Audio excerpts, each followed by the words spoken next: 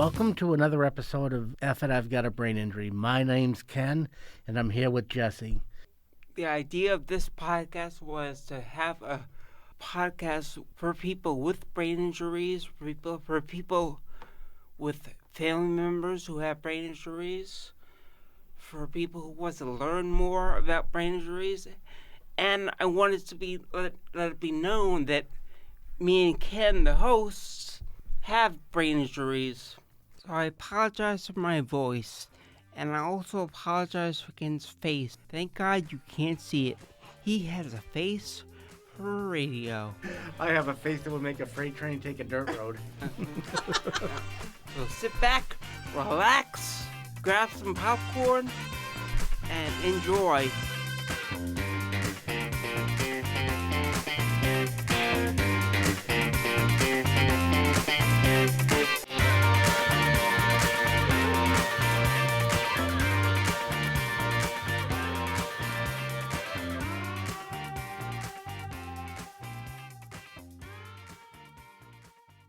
Hello and welcome, everyone. My name is Renee Garrett, and I'm your speech therapy PD podcast host for Brainstorm's Functional Neuro Rehab for SLPs. Before we get started, we have a few items to alert you to. Each episode is 60 minutes and will be offered for 0.1 ASHA CEU. Here are the disclosures. Jesse Aaron is a participant in the New York State TBI Medicaid waiver program and has no relevant non-financial relationships. Ken Bernson is also a participant in the New York State TBI Medicaid waiver program and has no relevant non-financial relationships. Melissa Capo is a part-time paid employee at Emerson College. She also receives compensation for consultative work and training. She's a part-time contractor with Monash University. And Melissa was a clinical supervisor in TBI Medicaid waiver provider in the Department of Communication Sciences and Disorders at the College of St. Rose during the development of the F It podcast project. She's currently a volunteer on the project and has no relevant non-financial relationships. I am the owner and founder of BrainBridge Connect, LLC, and as the podcast host and host of other educational webinars on speech therapy PD, I do receive financial compensation. I'm also the secretary and president-elect of the Communication Disorders Foundation of Virginia. Questions can be written in the Q&A or the chat box and will be answered throughout the presentation. Now we welcome our guest, Jesse Aaron, who sustained an anoxic brain injury 17 years ago in his early 20s and enjoys talking with Ken about his perspectives on putting together a meaningful life post-injury. We have Ken Bernson, who's a 16-year stroke survivor who likes sharing his experiences to help others in similar situations.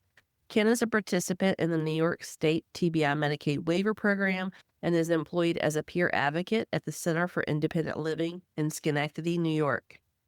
And finally, we have Melissa Capo, MSCCC, SLP, who's an SLP in Albany, New York, and a clinical education support specialist in the online speech at Emerson program at Emerson College. She has over 25 years of experience working with adults with acquired brain injury and co-occurring disabilities, including substance abuse and mental health disorders. Her work is heavily influenced by oh my gosh, I knew I'd mess up eventually, by Dr. Mark Hillislocker and his person-driven collaborative approach to improving the quality of life for individuals following ABI. Melissa was a clinical supervisor in the Neurogenic Communication Disorders program at the College of St. Rose for 20 years and worked in a senior role with the New York State Neurobehavioral Resource Project. She spent most of her 25-year career working with adults and adolescents with acquired neurogenic cognitive, communicative, and behavioral impairments in schools, supported living environments, and community-based home and clinic settings. Her clinical interests focus on increasing life participation and reducing communication, behavioral, and self-regulatory obstacles with a genuine, person-driven, and collaborative approach. Melissa has presented nationally and internationally on topics related to project-oriented intervention with adults after ABI, literacy in adults with ABI, cognitive communication group interventions, communication partner training, and positive behavioral supports. Part of this project-oriented intervention is the facilitation of a co-designed podcast about the lived experience, F I have a brain injury, and the work on ongoing positive behavior support research and training projects through Monash University in Melbourne, Australia. Now I'm out of breath. Thank you all for being here. I'm so grateful that you entertained me when I reached out, Melissa, during your presentation at Ashland, and then Ken and Jesse, thank you so much for agreeing to let us into your world and share your podcast with us. Thanks for having us. Of course. Thank you for that introduction. And I'm really impressed that you pronounced Schenectady and Ilvasaker like first time. That's amazing. Schenectady, I've heard of, Mark, I've Okay. heard of. He's kind of Yeah. famous in our world. Yeah. Yeah, and also I have this terrible cold, so I sound probably like a little bit of a train wreck. So I appreciate you bearing with me when you probably are trying to decipher not only my accent, but also this hyponasal situation I have going. You don't normally like that? So Ken, and Jesse, and they can be whoever wants to go first, or you can bounce off of each other. If you wouldn't mind sharing with us kind of how, like, what happened to you and how you, Ken, obviously you had a stroke. Jesse, you had an acquired brain injury, but what kind of led to that event? What happened? You want me to go first, Ken? Go right ahead, Jesse. Sure. So when I was younger, I was obese, and I ended up having weight loss surgery. After I had that weight loss surgery, there were complications, and I guess a part of it, like my stitches tore, and I had I went into cardiac arrest, and when I was in the hospital, even though the hospital is right next door, was right next door to my house, because it's a hospital, there's always so much traffic that it took them a long time to circle around the house, and I lost air to my for about 11 minutes, I think. 7 to Wow. 11 minutes. And that's how I got an anoxia. Mm-hmm. And that's what led to my ABI, TBI, if you want to call it. And I've got nothing even close to that. I just had a stroke. I think we were talking about, I wasn't feeling right, and I called the ambulance myself. I didn't know what it was, but I wasn't feeling right. And when I got to the hospital, the next thing I knew, woke up in the hospital after having a stroke. And that's basically the gist of it. Wow. And so now both of you are, you're pretty far post injury, and you've had, a lot of years of therapy and things like that. But one of the things that when we met a few months ago, I just really wanted to talk about was, from your experience, and again, both of you, what are some things that you feel like clinicians need to know that really help have this meaningful way to integrate your perspective into what we do in clinical neuro rehab? Because a lot of clinicians now are more driven towards that life participation model and making sure you have a say. But 20 years ago, I don't know that that was your experience. So, knowing now what you know now versus what you knew then, what would you say is something that you feel like is just really important that we as clinicians just understand and try to make sure we integrate into what we do? I actually think, go ahead, Jesse.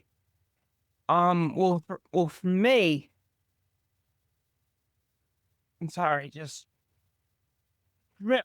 for me, it's about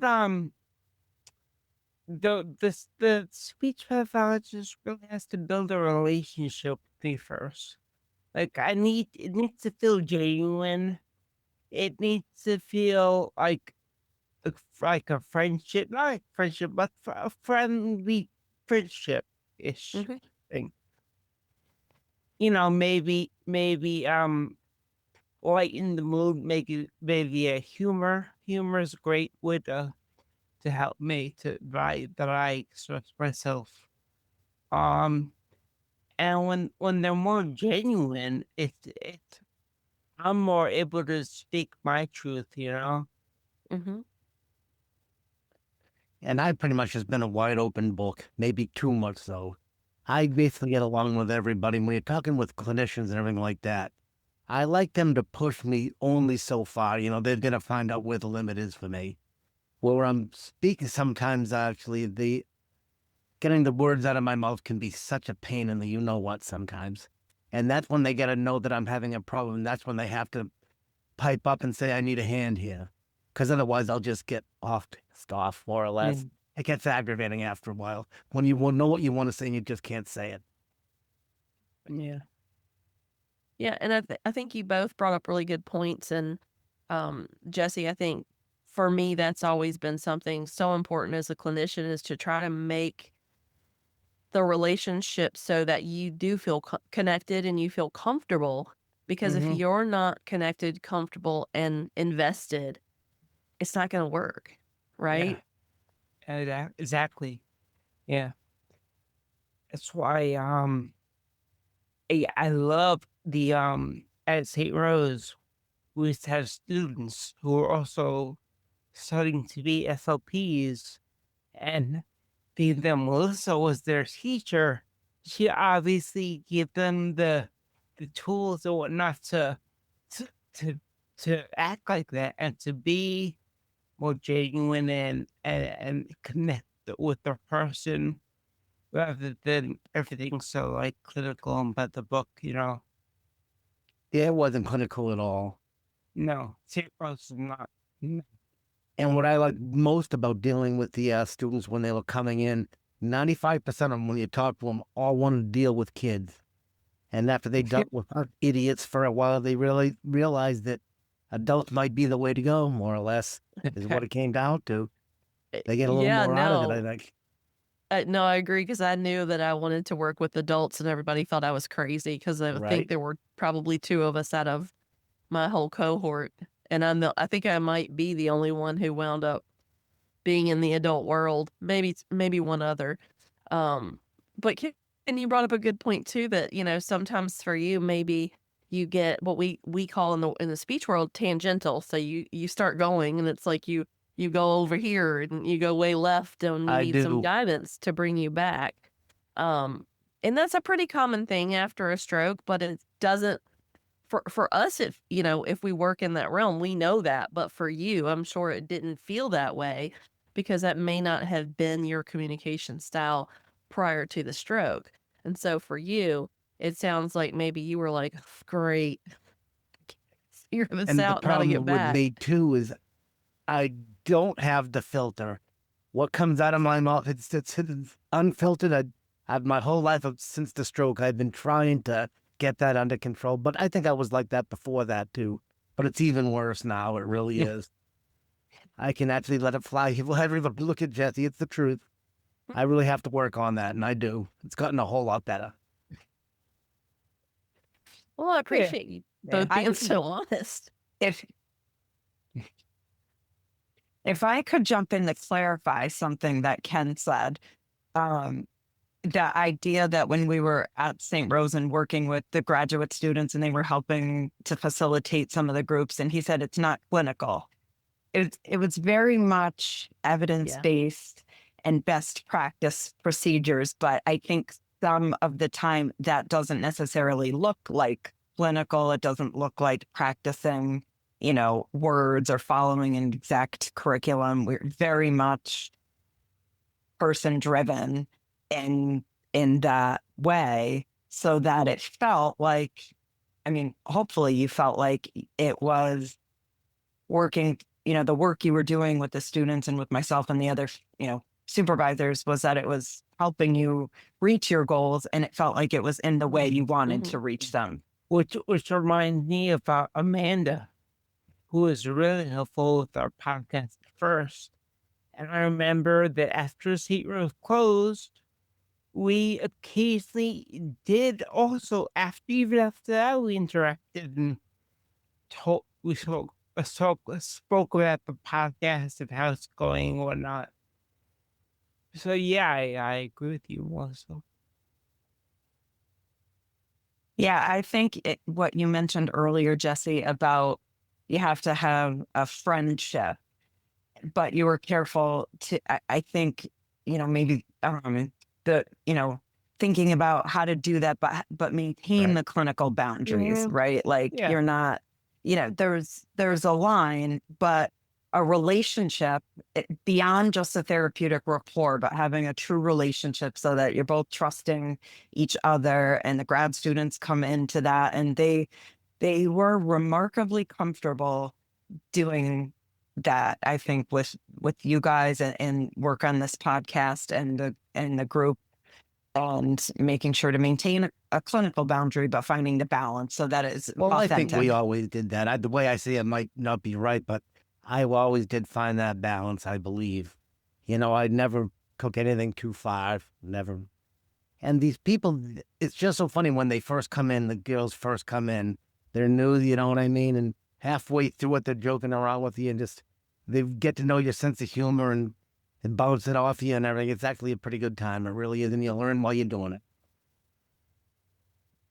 Yeah, and I think that's perfect, because the next question is about the podcast and just how, for you both, how did the podcast sort of help with rebuilding your identity and thinking about maybe what part of that felt the most therapeutic, or maybe even we can use the word transformative. So, how did the podcast help you rebuild your identity? And then what part about that felt like it was the most, I guess, beneficial might be an even better word. I guess in my case, I would have to say, if Melissa, you'd know this, when I did that trip out to Wisconsin, that's where I think the podcast came from. What did I tell you? Eff it, I'm going to do it. That was for, well, really, so that was for the pep talk, a different project that we worked on. But yes, that was I mean, a little quick story about that.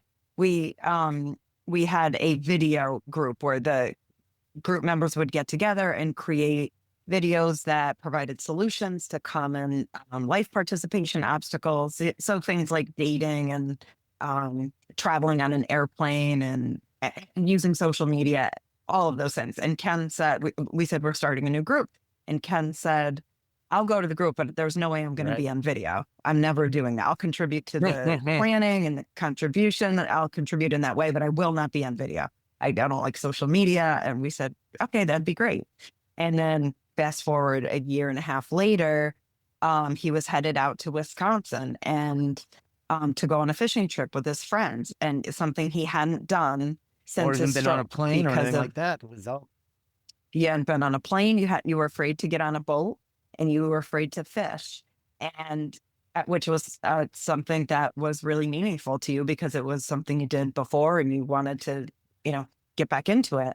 And a colleague, Jerry Hepner from University of Wisconsin, Eau Claire, was familiar with Pep Talks projects, and I knew where Ken was going was there, and we got them connected. Ken came in and said, I'm going fishing and I want to do a pep talk on it. And I said, oh, great, let's get Jerry involved. And they did one. And that pep talk is on our channel. And that was a terrific thing. But the podcast idea came a little bit but it had a later. lot to do with it. I mean, that's what opened me up to actually doing this podcast or even talking to people, more or less, other than family and friends. Just getting comfortable, getting your stuff out there. And then that's another thing we did at the at St. Rose, right? We put out little like things on Instagram or whatnot. Where we acted out like what forgetting things that look like and all that. Remember those? Yeah. So the a pep lot talks of that, videos. So kind of brought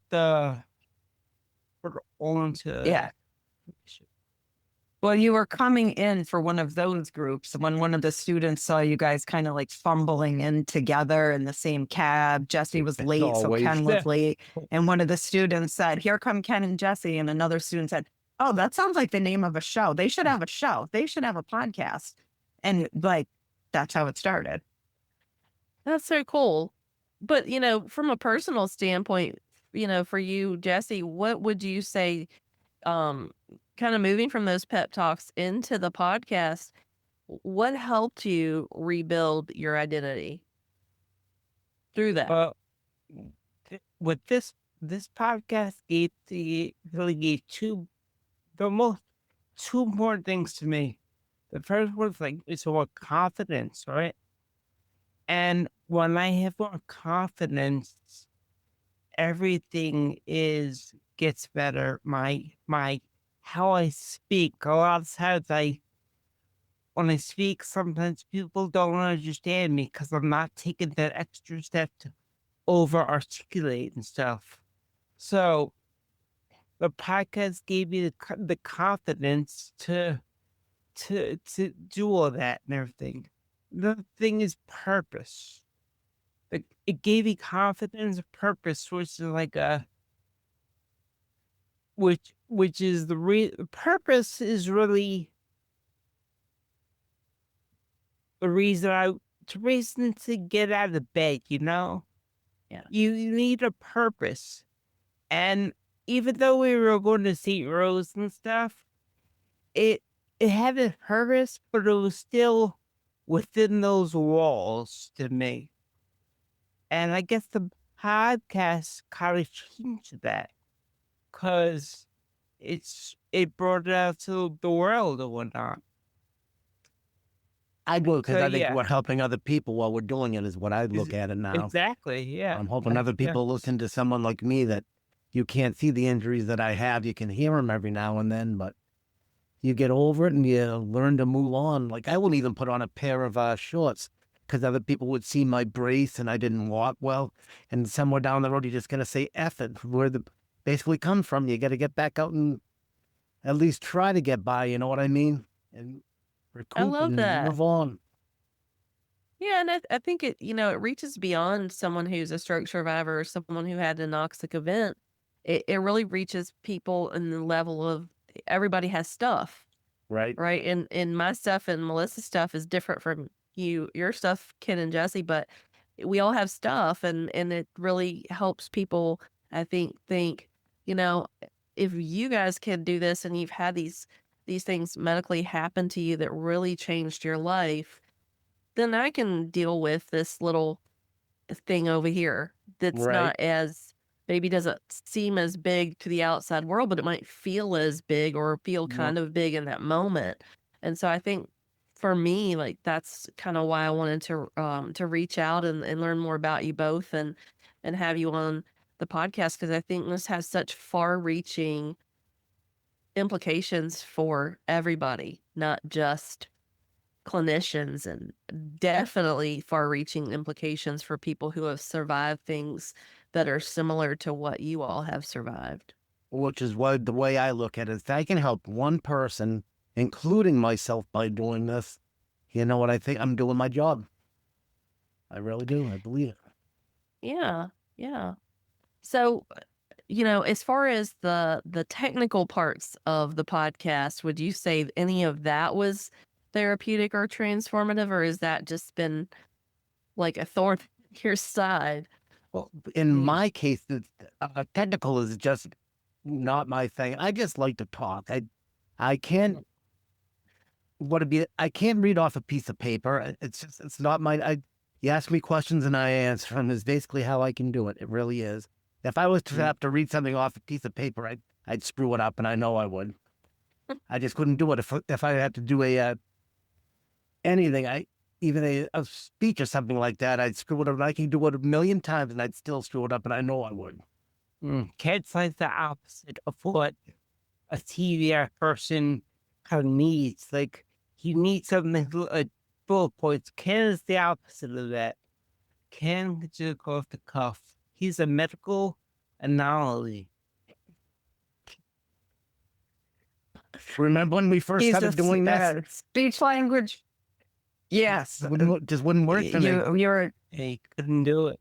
Yeah, it's antithetical to everything a speech language pathologist learns about helping people after stroke or brain injury. We need to get this scripted out. Let's plan out. Let's make sure we have everything prepared and planned and organized prior to you going into interviewing a guest. We had meetings and we put everything together, and we learned that the full script not only didn't help, but they actually impaired any kind of spontaneous language or any kind of language, or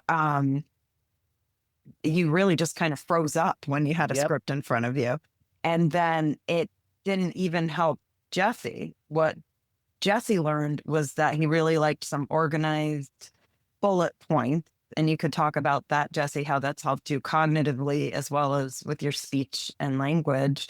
But Ken learned he does not need to, he can be oriented. His memory is really good. So we talk about it before and we plan, and he knows a little bit about the guest or the topic, and he does his own research and then can remember it on his own. So when the time comes for them to talk, he can be off the cuff. So did I capture that? That was perfect. Well, Yes. you it's think, about- Ken? Yep. Okay. And it looked like you said it can be spontaneous that way, because I do have a good sense of humor, but if it's off a script, it just does not come out that way. I can't do it.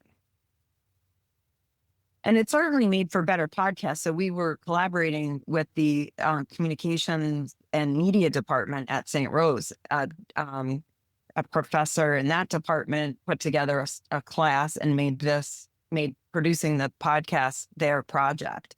And they had to kind of, after we left, after the first few recording sessions, kind of nervously told the professor that he had to tell me I couldn't be in the room with them, in the recording room with them, because I was really stifling the flow of the conversation. So, Well, for me, I think as a host, I'm kind of off script too. I'll send questions, but I don't tend to script anything, because I think, and again, this is also evidence based when it comes to, we want patients to have more of a natural conversation, and sometimes that doesn't come immediately. But if that's your communication style, you're going to have far better results with your communication. In the long term, if we're doing it in your style versus like, let's do this and let's do that, because it's not a one size fits all. And that's definitely something I learned early on in my career, was this something that worked for, you, Jesse, might not work for you, Ken, might not Yep. work for Melissa. And I think that's the beauty of working with patients with communication disorders, is because it's not always going to be perfect. We screw up too. And so we have to learn from our mistakes and learn from,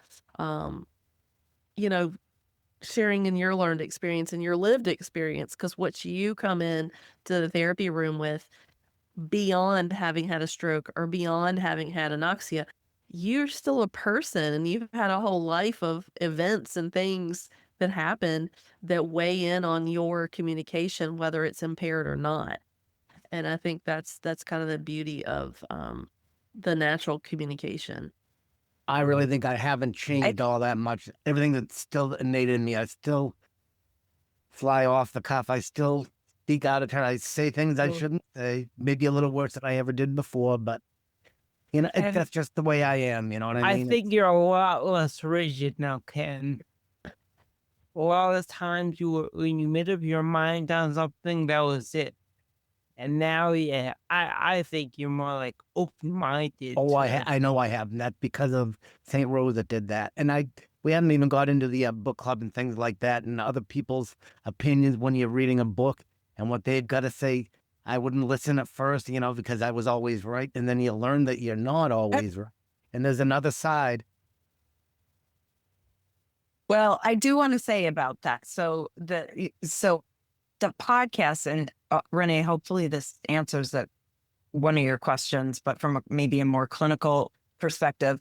but the idea that you were just a off the cuff person, kind of a rigid and more inflexible thinker with the podcast, and as you've evolved with your work in the podcast over the course of what's now been 15 or 17 or 18, 19 Right. interviews, you have been able to kind of inhibit some of that stuff for the goal of making sure your guest feels comfortable and making sure that what gets put out there in a recorded audio podcast is it's respectful and it's Right. genuine, but it's, professional to a degree so that people can respect you in that way, as opposed to just saying whatever's on your mind or just being impulsive and just, maybe saying, responding in a way that you would if you were just hanging out Right. with your friends.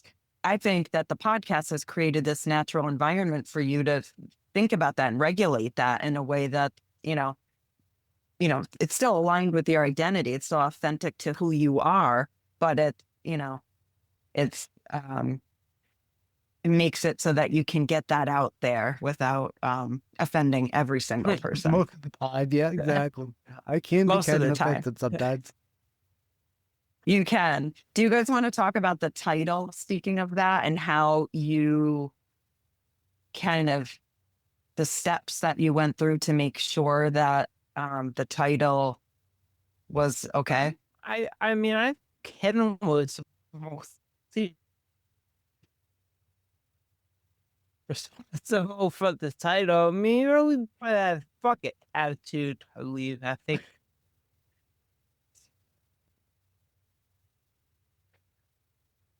So Ken, what do you? You broke apart there, that's why I didn't hear it. No, And I I don't thought the remember title what was I perfect said, so for me I can't because help you. I'd say it all the time. F this, you know what I mean? It was the perfect title for me because I truly believe it. Somewhere down the road, I just said, F it. I got to do it. You got to get from whatever's holding you back, you've got to get over it. You just have to. You're never going to grow, ever. And that's where it came from for me. Yeah, and I think that's great because I just shared this with someone the other day, and this is kind of a twofold thing for me. When I turned 40, there was just so many things that I just let go of, and I was like, it's not really serving my purpose. And then Right. I turned a different age, and it was even worse, but in a good. I just don't care. So it is kind of liberating when you get to that point. But the thing I think for me that the podcast, for me being a host, I used to get so nervous when I would do any kind of lecturing or talk. And so I started teaching in the undergrad world in 2015. And I was only 5 years into my career. And then I started presenting at our state convention when I was a student. I was in the very first student poster contest that they ever hosted. And so for me, it was important for me to do these talks and give back to the profession, but I would get so nervous, even up until the pandemic, that sometimes I was like sweating and like I thought I would vomit.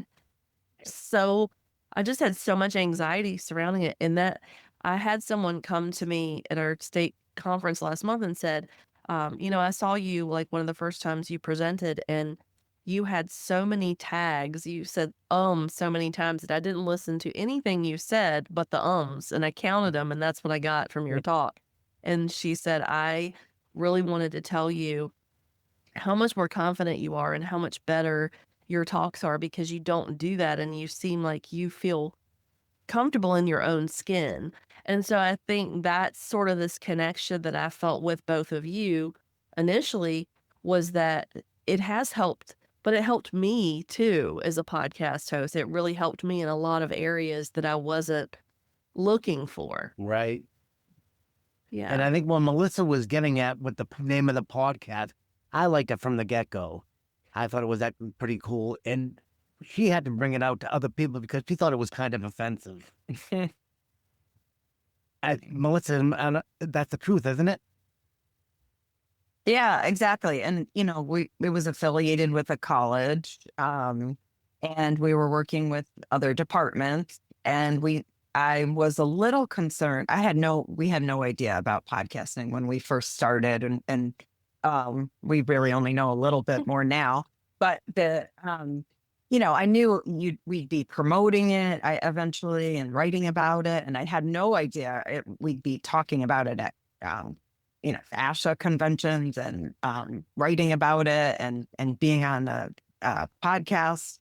But so as but I knew it would get out there, and I wanted to kind of survey, and we surveyed, some of the powers that be at the college, and other people with brain injury, family members, even a few people I would consider more conservative. And we did not have a single person say, that's a terrible name, that's incredibly offensive, we can't help promote that, we can't put that out there. So it was really terrific that worked out. And I was glad that there was a process for it, and that we were able to get that, just get kind of everybody's Right. blessing that it was going to be okay. Yeah. And as opposed to people thinking like, oh, that's just an impulsive name, the first name they came up with, it's offensive for the sake of getting attention. But it very much is not that. So I like to make sure I talk about that when we have an opportunity. Oh yeah, no, and I think when I first heard about it, I was like, that's pretty brilliant actually, because what better way than to engage other people across the board, like not just professionals, not just survivors and their caregivers or care partners, like just in general, it's catchy, and it's kind of like you've taken control of your own narrative. That's Right? what So you're it. not having someone else talk for you, and it's not a title that sounds sugar coated. And we are two guys living the life. It's the God's honest truth. No sugarcoating it at all. Love that. Well, We did have someone, this isn't a question, but a comment, said, I skimmed through your podcast titles and I'm excited to explore them. Thank you for offering these resources and sharing your lived experiences. So, KK, thank you for that. Thank you. Wonderful. So, thinking about just podcasting, and how has that really been more of an advocacy effort, not necessarily just for yourself, but you've had quite a few people on who are survivors as well, and they talk about a variety of topics, from having an aide come into the home and how that's worked out or not worked out, also having some Are you other guests referring to on. Molly's episode?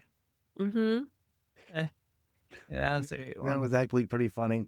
That was a very funny episode, yeah. So- Everybody we thought of from St. Rose, they've all been pretty good. They all have been, I believe. And I can never remember her name. It kills me. The girl that never says much of anything. Who am I talking about? Allison. There you go. My God. She was You great. couldn't- She was You so couldn't good. shut her up. I'm telling you, I've never felt anything Yeah. like it. In the groups that she wouldn't say much at all, but when she Mhm. opens her mouth, she just rattle and Yeah. rattle. It's testament to your interviewing skills. You opened her Yeah. up, you got her out there. So did that feel like an advocacy effort on your part, or was it more about just making sure the story got heard, or kind of both? In my case, with her anyways, or anybody there that's just had a stroke or anything like that, I try to make them feel at home, make them feel comfortable. And with me, laughing is the main thing with me. If I get people laughing, I think that they're in my corner. And when you get people laughing, they say more, they talk more, what I try to do. Yeah. And would you say giving them the opportunity for that helps them advocate for themselves and get that information out there? Like in that way, it's an advocacy. I just want them to say, if this idiot can do it, anybody can do it, type of thing. Is the best way to basically say it. If he can talk about things that happened to him and just say, screw it is the way it is, other people can do the same thing. That's the only way you're going to learn to get better and push yourself. Because it's so easily, you know better than anybody, getting up in the morning and just sitting there and doing nothing. You can do that all day unless you want to get out there and do something. Jesse, you know that better than anybody.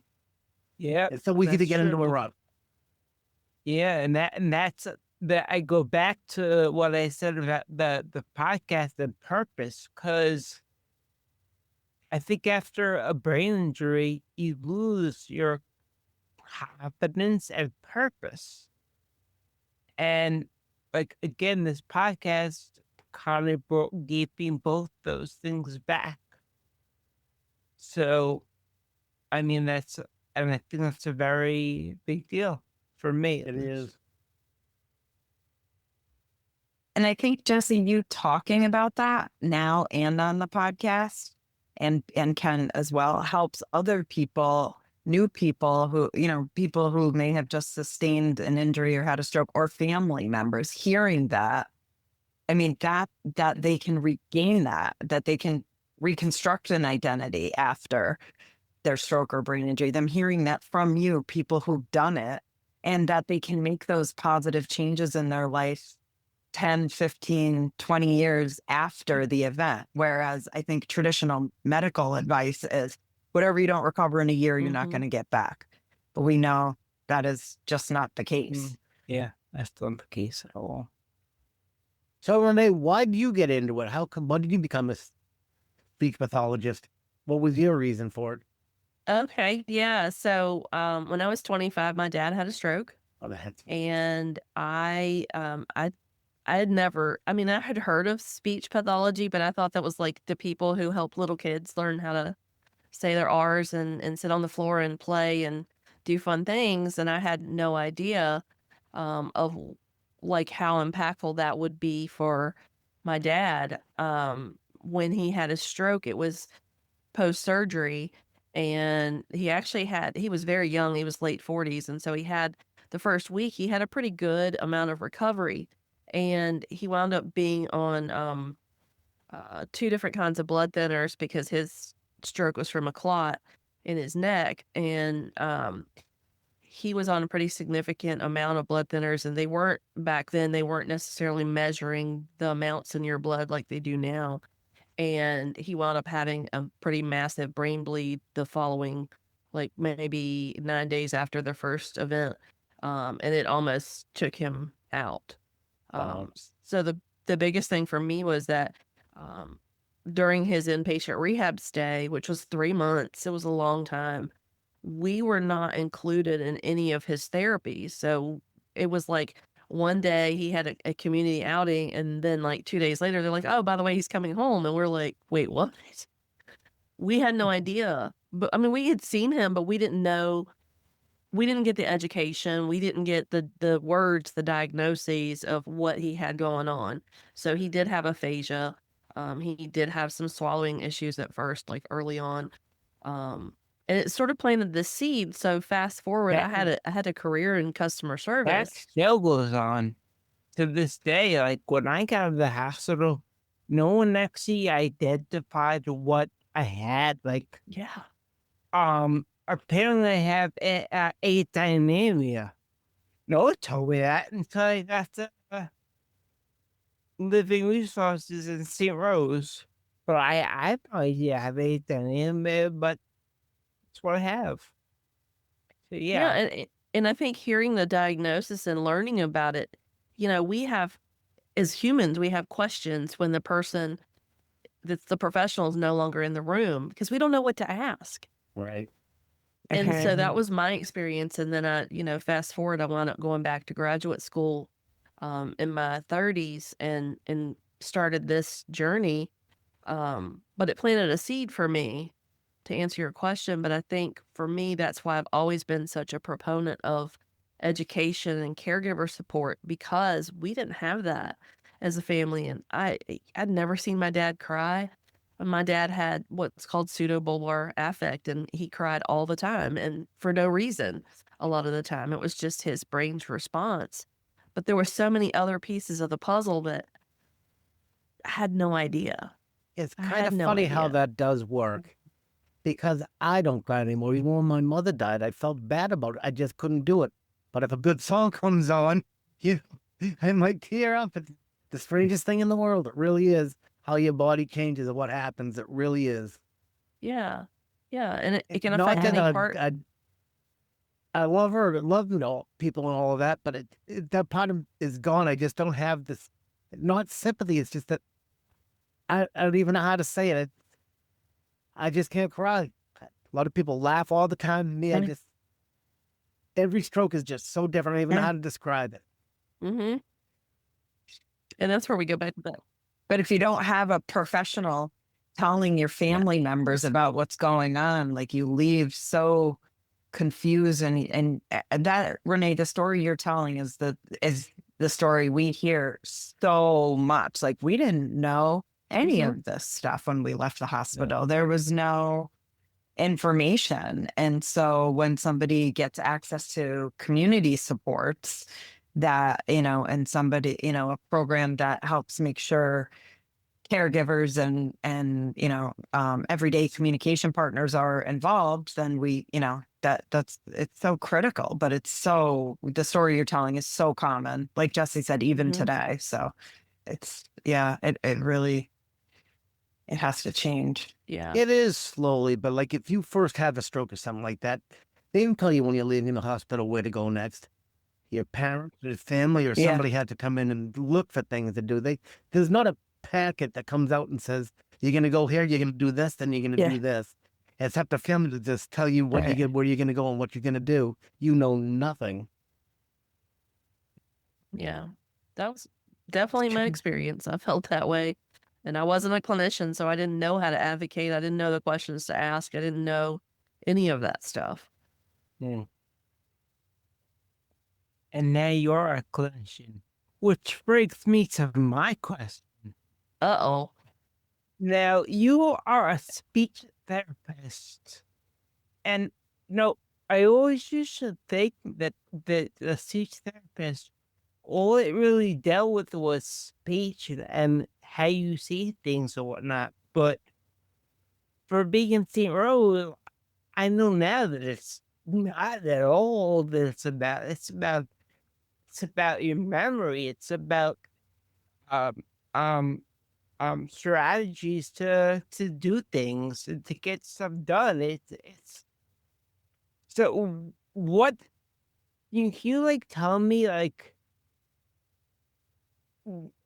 what is a speech therapist? Like what does it entail, So in the adult world, for me, I'm a certified brain injury specialist. So I've spent my entire career working with patients with mostly stroke, traumatic brain injury, acquired brain injury, sprinklings of other things like Parkinson's, other what we call neurogenic communication disorders, and a lot of swallowing because I worked in the hospital for so long. But mostly for me, to me, in order to be a good, solid, competent clinician, you have to have the foundations of understanding how the brain works, what pieces and parts do what, and how they work together. Because, we can isolate something like your ability to pay attention to something or your ability to remember. But if you can't attend to something, you're not going to remember. Attention and memory are like best friends. So we deal a lot with what we call executive functions. So those things that happen up here in the front part of your brain that help you know where to go pick your kids up from school, or remember that you need to pay bills, or we talked about having trouble sometimes with like having a filter. We work on that kind of stuff, like being mindful of you might need to be careful in this setting on how you talk and practice that, using those things like something we all mostly use, our phones, to remember things like our appointments or lists or phone numbers, all those things that are we kind of take for granted, right? We just kind of grow up doing it. And then now I think for me, I don't really know people's phone numbers because it's in my phone. So I just nobody push the remembers button. phone numbers anymore. Nobody. But when I was younger, I knew everybody's phone number. But I think it's a lot of integrating communication, but also that cognitive piece and how our thinking skills really impact our communication skills and vice versa. So remembering that, your brain signals work from top to bottom, but also from bottom to top, left to right, right to left, and then front to back, and vice versa. So it's a lot of really thinking about how we can integrate all those things. And I think mostly for me, that person centered approach, like Kim likes fishing. We know that. If we could have a conversation about fish. My dad loved fishing, so we could talk about that all day. And Jesse, I know last time we talked, you were thinking about if you wanted to go back to work and then what that would look like for you. So, those are things for me that I would take into consideration when designing a treatment plan, because I can tell you what I would want to do as far as goals, but that doesn't matter. It's not my goal, it's your goal. And I think that makes the difference between, Ken, what you were saying about having that relationship where you felt like it didn't feel like therapy, it felt like, a more personal relationship, because that's what it should feel like. It didn't. To this day, I'm still friends with some of the clinicians. Not friends, but I see something on Facebook and I'll comment on it and things like that. No matter what part of the country they're in, you know what I mean? And Yeah. that's what I mean about relationships. That's all it is. Yeah, no, I have a couple of family members that I still are, we're friends on social media. And a couple of those patients have long since passed because they were older patients. But one of them's wife is still in Oregon, and she still wishes me happy birthday every year. I spent Right. 3 months with her husband. So yeah, we developed that connection, and we spent a lot of time together and a lot of time making sure we were on top of things for not only his therapy, but also he had some other medical challenges that came up during the course of his treatment. See, me reading, writing is hard for me. Spelling is atrocious, but I remember things. But there's always it's a wash. Like I said, adding, subtracting, I just can't do it. Numbers are terrible. I just can't do it. I just can't do it. Thank God you don't have to do it anymore, tell you the truth. Because adding, subtracting, forget it. Cannot do it. Literally, That's it's what that part of my calculators are mind is. for. Well, you've worked out some of your own compensatory strategies for that. Like you've worked out ways around that, right? Yes, calculators, but other things too. And I didn't even touch on reading and writing, so I'm glad you brought that up, because I think our scope is pretty vast when it comes to, I think about language and expression and receptive. So, writing is expressive, and understanding or reading is comprehension. It falls into the comprehension side of things. So I think that that's definitely something we kind of integrate too. It's TBIs are like a roll of the dice. You get one and you may have this issue, you may have that issue. You may be great at what, you may still be great at something and totally horrible. I mean, it's crazy. It's What do they say? really If you've met interesting one though, person and with I get why you chose this profession. Like, the brain is really cool. Like, when I injured, I learned more about it and neuroplasticity and everything, like all of that, and it's really interesting. Like, really, yeah. So kudos.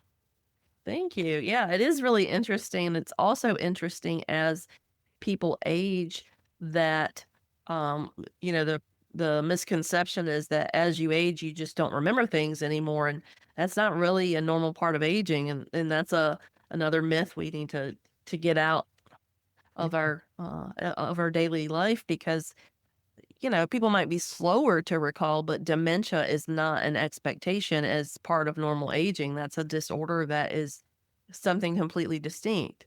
Yep. But I think in our community, we just think, oh, you don't remember anymore because you're old. But we have people that are 100 who remember all sorts of things, probably better than I do. It's 60's coming. I won't remember anything here pretty quick. Hey, as long as you remember what what you need to catch that fish, which rod's Exactly. going to work better for you. Yeah. Yeah.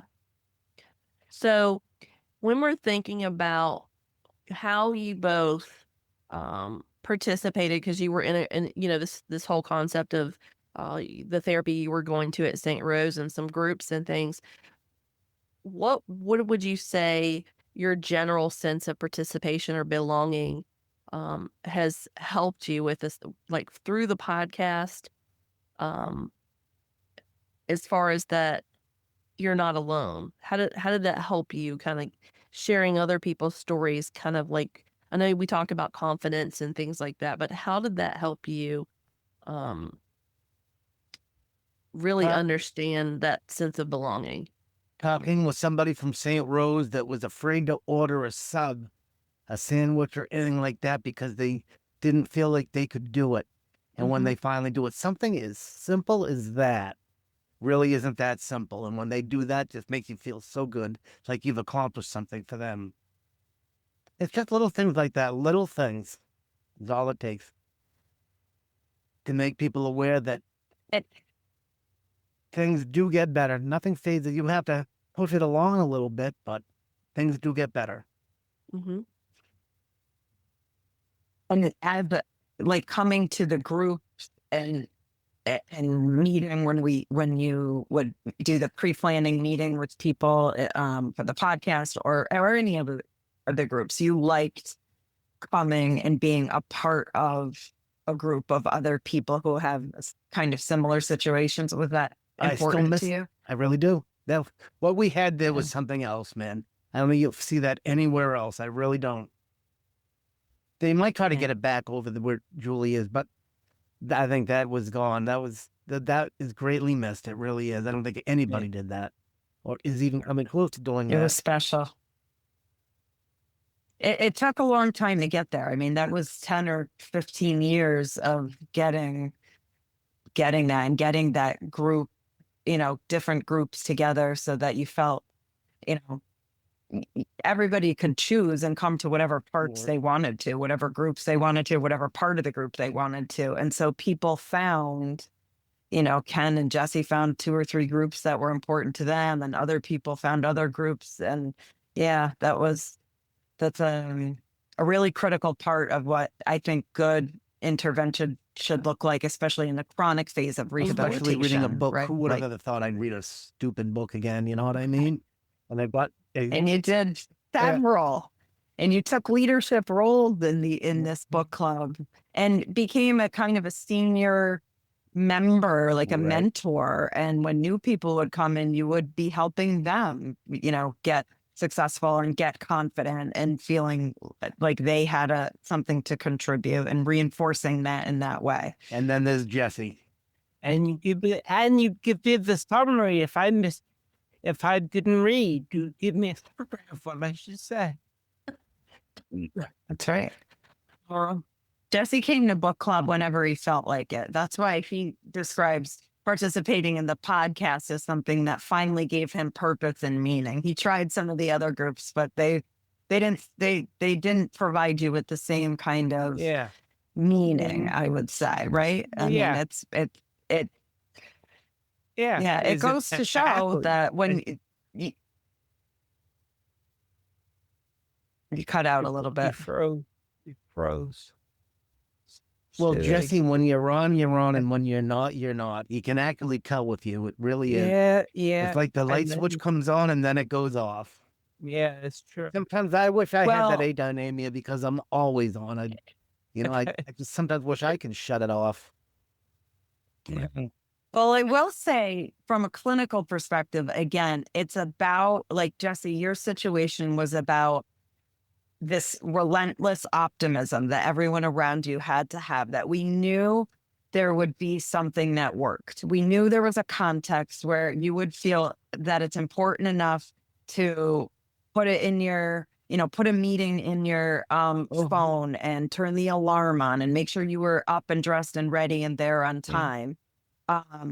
Which I think extends beyond that. It works beyond the adynamia that you described. It's the idea that it really had to be interesting and meaningful and something you wanted to do for you to do all the strategies we knew you knew how to do. You just weren't really doing them. And it turns out because you didn't really have a reason to, you didn't feel connected to. Yeah. Yeah, but it's still, you can still blame it on the TI a little bit, kind of thing. Yeah, but I think, Melissa brought up a great point, and I think both of you did too. And finding that purpose and that connection is something that, of course, is going to motivate most people to participate. But, when you already know, it might be a little bit harder. Maybe it doesn't feel so good to be aware that maybe you made a mistake or you said something you didn't want to say or that didn't come out right. Or maybe in Ken's case, it came out too much. That would be me. Yeah, I think for anybody that would be a barrier to participating. But again, finding the thing that you really are engaged with, of course, is going to make you want to participate. If you don't love it or you don't even like it, and someone wheels you in at the hospital and you're in this group of other people that you have nothing to share and nothing in common with, it doesn't feel good and it doesn't feel natural. And that's the same with the podcast too. The person you're doing the podcast with really has so much to do with it. You know what I mean? Some people you just let them go, and before you know it, you get to start another one because it's going on for an hour or so. Some people just don't. You can't shut up because they've got so much to say, and sometimes some people you have to drag it out of them. Well, and I've had guests too who they were so, and it doesn't happen very often, but sometimes their personality is, like you said, not that Ken, you didn't want a script, and Jesse, you need some talking points. And for me, I think the talking points and the questions are great, but when you get someone on that's like really rigid and stiff, it's really, really hard to get something out of them. And it's like pulling the rope or pulling teeth, as my dad would have said, to get anywhere. And afterwards, it doesn't feel so good for me as the host. That's when the sense of humor comes into play. That's when you have to have it. You really do. But most everybody we've had on have been pretty good. Really have been. I have a lot of fun with it. I really do. Never thought I would. I thought she was crazy at first. That would be Melissa up there in the top, but she's done. This never would have happened without her. You got to give her a do up there. Yep. Yeah. We had. I do want to say, some of Renee, what you were describing is the difference between what I think about as person-centered services versus person-driven services. Person-centered services is the approach that, okay, well, we're doing this for your own good. It's so you can, so eventually you can get to doing the things that you want to do. But person-driven is really what you're saying. And I think it's the idea of, this is what I want to do. These are my goals. And this is the way I want to reach them.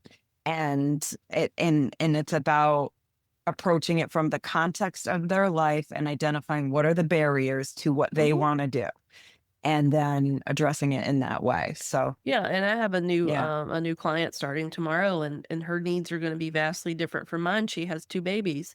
My babies are all grown now, so and her job is completely different, but she's lifestyle is completely different. So we have to. For me, I just have always felt like all of that matters more than all the books and schooling. That's helpful too. But if Jesse doesn't want to go fishing, he doesn't care about that, then if I'm trying to teach him how to put together, this great rod and reel package and order it on Amazon or from Cabela's or whatever, he may not give a rat's patootie about that. Whereas Ken's like, yes, do that. Yeah. Yeah, it is. We're very different people, but kind of the same. You know what I mean? His thoughts were what he likes is a lot different than what I like. The books he likes to read are completely different than what I'd like to read. You know what I mean? But we still get along fine. That's the main thing. It's the dynamic duo. Exactly. Mm-hmm. Oh, we just had. I would say Yeah, go ahead. I would say Ken and Jesse are completely opposite on just about every single end of every I would agree with you. spectrum, every area, right? And they have this unlikely friendship, but it's definitely amazing. So in kind of conclusion, we have a really nice comment. I'm so happy. This is Tina. I'm so happy I was on for tonight's course. I'm a St. Rose grad in 2010, now practicing in an adult acute inpatient rehab. That's my first love. In New Jersey. On top of benefiting from the stories and personal experiences of each guest tonight, this rendered a trip down memory lane for me. My time in the clinic, the wonderful staff, and the extraordinary clients I had the opportunity to learn from when I was there. Thank you all so much. Thank That's you. so Oh, nice. that's That's so wonderful. nice. Thank you for that. Were you there then in 2010? You were Yes, there? yes, I started Did you my guys township? I don't think I know her. She maybe had a different last name, but I did my master's program there, and then I really never left. So I was there. And you still haven't left. I graduated in 2001. So yeah, So St. Rose was a big part of my life for a long time, and the closing is devastating. very Yeah. sad. We have one final comment and then I'll wrap it up. Thank you so Okay. much for speaking to us. I haven't listened to your podcast before, but I can't wait to check it out. So Yeah. that's And good news. subscribe. And Subscribe. oh gosh, I love it. Jesse, Ken, and Wonderful. also Melissa, thank you all so much for agreeing to do this. And of course, I always say to people that I enjoyed this and we probably could do another hour, to be honest. So maybe Right. part 2. Again, Ken, Jesse, Melissa, thank you so, so much. I'm so grateful that you came on and we had such a nice conversation. Thank you, Renee. You. Nay. Thank you for having course, me. yeah. Thank you for listening to F It, I Have a Brain Injury. I'm Jesse, and this is Ken. And I hope you all get something out of this podcast. We would love to hear your stories too. See you next time. See you next time.